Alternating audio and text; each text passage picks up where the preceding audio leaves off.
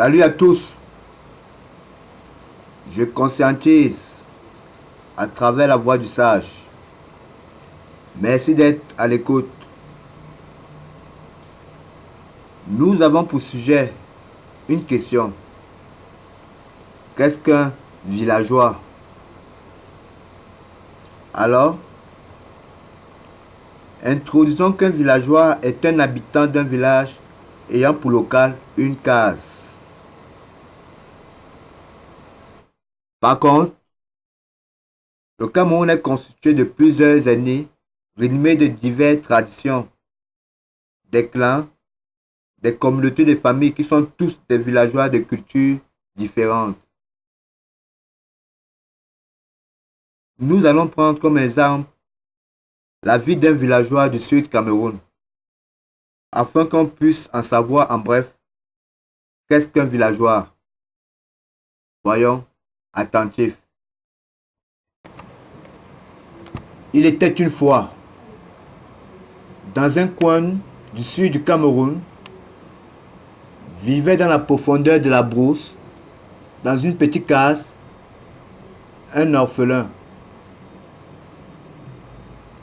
Un petit villageois ne vivant qu'avec son petit chien et cette case isolée laissée par son grand-père.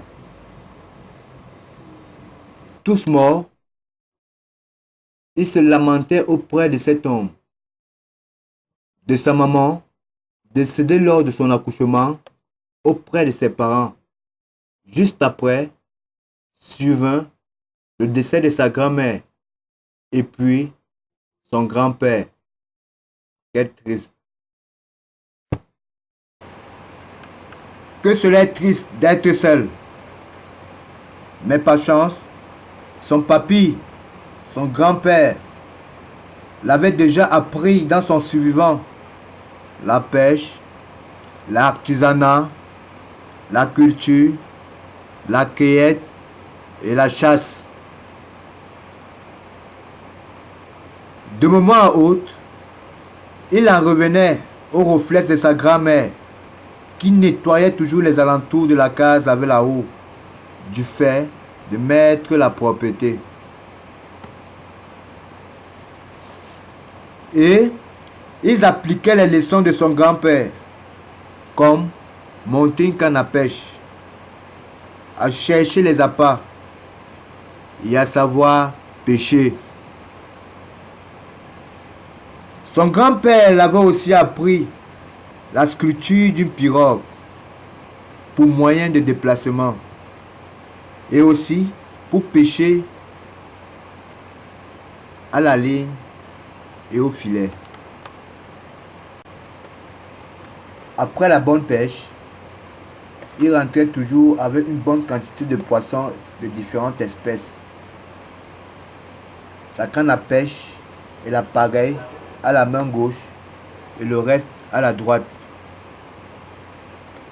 Lorsqu'il arrive dans sa petite case, après la pêche, il prend du temps à nettoyer les poissons et de les sécher en mettant du sel pour mieux conserver. Dans la soirée, à l'intérieur de sa case, éclairé d'une lampe à pétrole, il prépare une bonne cuisson aux poissons frais qu'il déguste avec son chien à leur faim. Il est tard. Il se repose après avoir séché le reste du poisson sous les tangs, auprès de la chaleur de la braise du feu, éclairée par la douce lampe. Une journée de moins.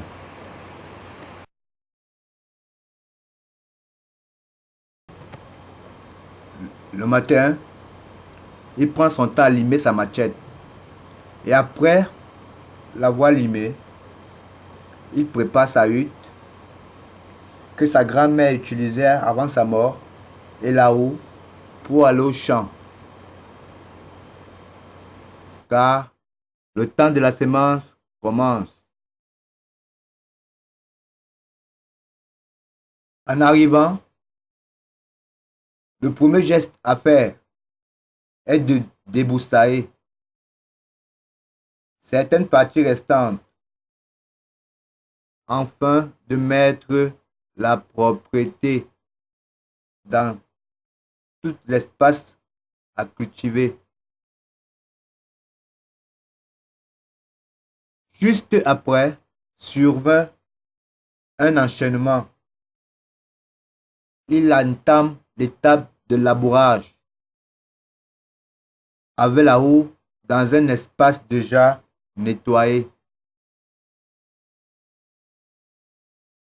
Et à la fin, il sème.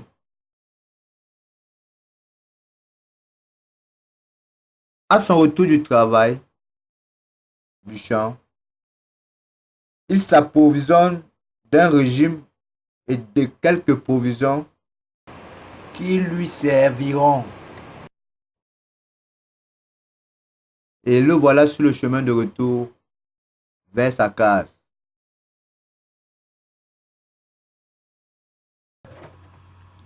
Parfois, certains commerçants font de longues distances pour uniquement venir s'approvisionner des produits locaux à travers la cueillette et des produits champêtres. Et le villageois leur guide et leur livre leurs produits selon leurs besoins ou commandes, car la forêt en garde plusieurs richesses. Par contre, ceux-ci font de la cueillette des fruits. Chaque commerçant s'alimente de sa commande de livraison. Maintenant, ils font de la cueillette des noix de coco. Puis, ils se dirigent vers des papayes et en cueillent une quantité qui leur correspond.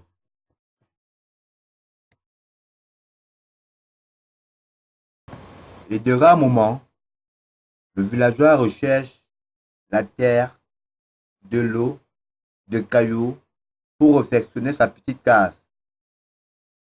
Il mélange la terre, de l'eau et des cailloux. Après l'avoir pataugé, il applique sur des coins à réfectionner tout autour de la petite case qui regagne sa force et son équilibre. Tout naturellement, il se rafraîchit par la cueillette de sa vigne de palmier. Armé de ses outils de la cueillette, il se dirige vers ses palmiers. Et il vigne déjà si bien, car la valeur d'un homme n'attend point le nombre d'années. Et il vit pour son bien-être et son éclat de santé.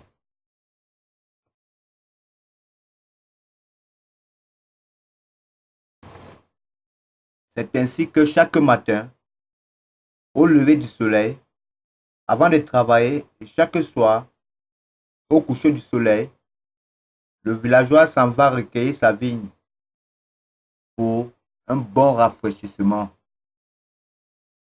Des moments, il s'aventure à la chasse et aux visites des pièges, car cela fait partie de sa vie quotidienne. En visitant des pièges, il trouve des gibiers, dont des serpents, des tortues, des hérissons, etc. Et il chasse en suivant les traces des gibiers. Deux fois, il rôde dans la forêt, imite le langage des animaux pour une attirance dans sa cachette. Et après, il vise sa cible à travers une lance.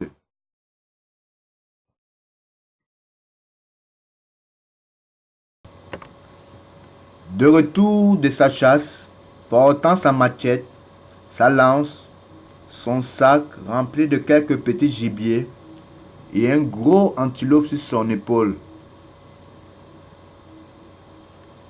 À l'arrivée dans sa case, Il nettoie et il les fait sécher jusqu'au moment de la vente. Et certains petits, ils consomment. Il est temps. Les provisions sont accumulées. Le jour du marché est proche. Il s'apprête. Le villageois veille pour la journée du grand marché de demain, en consommant et en buvant près du feu.